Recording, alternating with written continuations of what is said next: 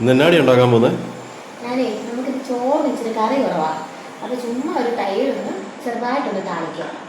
ഞാനിപ്പോൾ വെറും മോര് കാച്ചുമല്ല കേട്ടോ, ജസ്റ്റ് ഒന്ന് തൈര് മൂപ്പിച്ചെടുക്കുക. അപ്പോൾ അതിലോട്ട് കടുക് ഞാൻ ഇട്ട് കൊടുത്തിട്ടുണ്ട് കണ്ടോ. കടുക് പൊട്ടുമ്പോഴത്തേക്ക് നമുക്ക് എന്ത് ചെയ്യാം, നമ്മുടെ ഈ സവോളയില്ലേ, സവോള ചെറുതായിട്ടരിഞ്ഞ് അതിലോട്ടൊന്ന് ഇട്ട് കൊടുക്കണേ. ഇനി ഇതിലേക്ക് കണ്ടോ ഇത്തിരി മഞ്ഞൾപ്പൊടിയും കൂടെ ഇട്ട്, സവോള ഏകദേശം ഒത്തിരി അങ്ങോട്ട് മൂക്കണ്ട, ഒന്ന് അത്യാവശ്യം മൂത്ത് വന്നിട്ടുണ്ട്. അതിലേക്ക് നമുക്കൊരു മുളക് പൊടിയും കൂടെ ഒന്ന് ഇട്ട് കൊടുക്കാം കണ്ടോ. നമുക്ക് ആ പച്ചപ്പറ്റൊന്ന് മാറിക്കഴിയുമ്പോൾ അതിലേക്ക് നമുക്കൊരു കുറച്ച് തൈര് അതങ്ങോട്ടൊന്ന് ഒഴിച്ചു കൊടുക്കാം കണ്ടോ. ഇനി ഇതിലേക്ക് നമ്മൾ കുറച്ച് ഉപ്പും കൂടെ, പാകത്തിന് ഉപ്പും കൂടെ ഇട്ട് ഒന്ന് മിക്സ് ചെയ്തെടുക്കും. ഒരു മുട്ടയും കൂടെ എടുക്കുന്നുണ്ട്.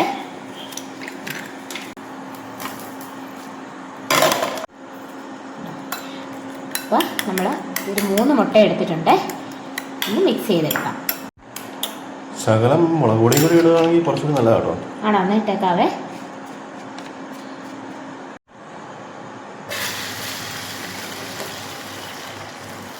കേട്ടോ നമ്മുടെ ഓംലേറ്റ് റെഡി ആയിട്ടുണ്ട്. കേട്ടോ നമ്മൾ ആ ഒരു കറി കുറച്ച് കപ്പപ്പുഴുക്കും ഈ ഒരു തൈരും ഈ ഓംലേറ്റും ഒക്കെ കൂടെ മിക്സ് ചെയ്ത് ഒന്ന് കഴിച്ചേ. അടിപൊളിയോ, ഒന്നും പറയാനില്ല.